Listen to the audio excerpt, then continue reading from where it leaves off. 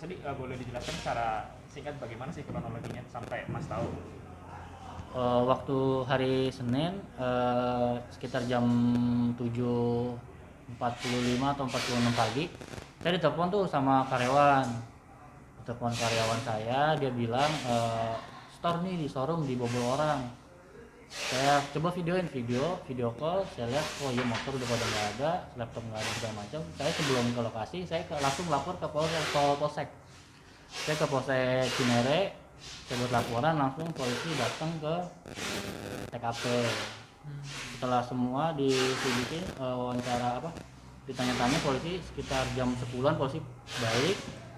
Sekitar jam 2 saya balik lagi ke polsek buat bikin laporan gitu, dan baru hari ini saya tadi baru BAP tadi sekitar jam 12-an gitu. Kalau kejadian kronologi sih kan kita nggak terlalu tahu tepatnya, cuma kalau diduga-duga dari saksi mata sih katanya ada yang dengar, ada yang lihat sekitar jam 3.30 pagi Senin dini hari itu ada mobil 2 Avanza hitam di depan toko saya. Dia bilang ada sekitar 2 mobil Avanza, sekitar ada 4 orang Bang gitu. Kalau ditanya apa aja yang hilang, ya itu pertama ya motor custom 4 unit, semua yang ada di sini dibawa semua. Dan kebetulan ada surat BPKB dan STNK-nya itu ada di sini, ada di box di meja. Jadi mungkin mereka ngacak-ngacak tempat, di bawah juga ada 3 surat yang ke bawah. Kebetulan satu motor lagi suratnya masih sama saya. Itu jadi 3 surat yang ke bawah, terus laptop, terus knalpot motor 4 piece, terus sarung tangan kulit 7 pasang itu, sama DVR CCTV.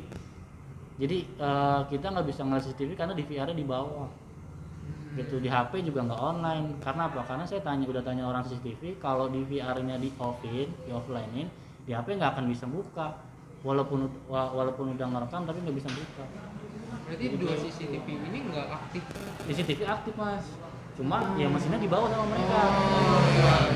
Mesin dibawa, otomatis yang di handphone yang udah ke save pun nggak bisa dibuka karena DVR-nya offline gitu. Nah, untuk surat-surat tadi itu ditaruh di dalam laci atau di seperti apa sih? Ada box putih yang biasa buat naruh uang, situ lacinya boxnya ditaruh di bawah sini ban, tuh di bawah meja sini. Biasanya memang taruh situ. Memang ya agak trader sih memang taruhnya di situ. Sama kunci motor semua nempel di motor karena kan ini showroom ya, maksudnya banyak orang datang ngecek motor, test drive dan lain-lain gitu. Karena dulu pernah kunci nggak di motor malah hilang gitu. Karena kebetulan sih segitu lagi ada 4 motor itu kebetulan sedikit, karena di sini pernah sampai 10 motor ada. Nah kebetulan alhamdulillah lagi tinggal 4 motor gitu. Jadi posisi kalau banyak orang ngiranya tuh pinter banget malingnya, maksudnya bersih banget segala macam, kunci BPKB surat pada bisa tahu semua. Sebenarnya ya karena emang kuncinya nempel di motor, suratnya ada di meja, sebenarnya gitu sih sebenarnya. Salahnya di situ sebenarnya, bukan karena ada info atau gimana. Cuman kalau orang kan selalu komentarnya tuh oh ada info orang dalam nih atau dalam. Cuman kalau tahu kejadiannya ya sebenarnya ya tanpa info orang dalam pun ya akan gampang ngambil karena kunci motornya memang ada di motor Mas.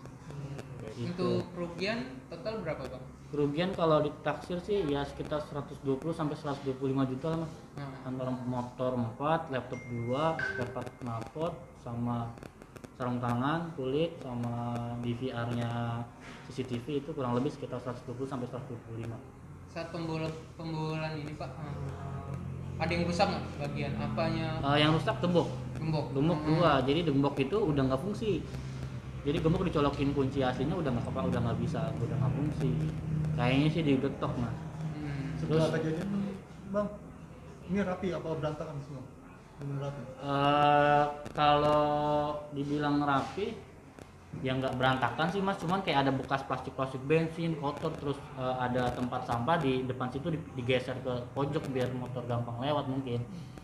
Misal kalau diberantakin sih enggak sih, cuman ya gitu habis aja kosong. Motornya dibawa semua yang ada di sini gitu.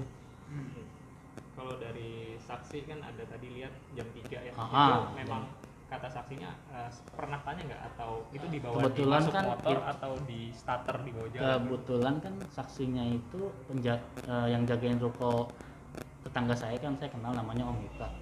Itu dia bilang saksinya bilang sekitar jam 3.30 itu ada mobil Avanza warna hitam 2. Dia bilang kalau Avanza bawa 4 motor kayaknya nggak mungkin ya. Terus dia bilang sih kemungkinan kayaknya itu ada 1 motor yang dibawa jalan.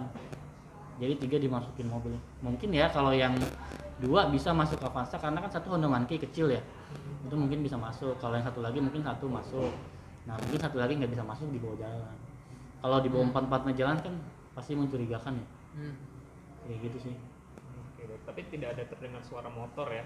Kalau suara pasti ada mas mungkin. Karena kan udah ya walaupun ada suara pun kalau orang yang nggak curiga.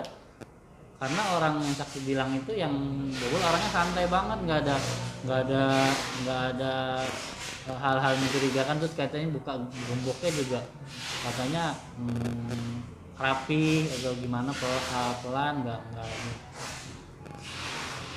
Berarti ada satu saksi kunci ya Pak? Iya itu tadi saya udah lapor ke polisi itu dia bilang katanya sih nanti bakal diwawancarain sih di tanyain keterangan. Tadi hari ini kan saya BAP baru saya nih sebagai pelapor. Orangnya udah pernah kesini ya? Kemungkinan ada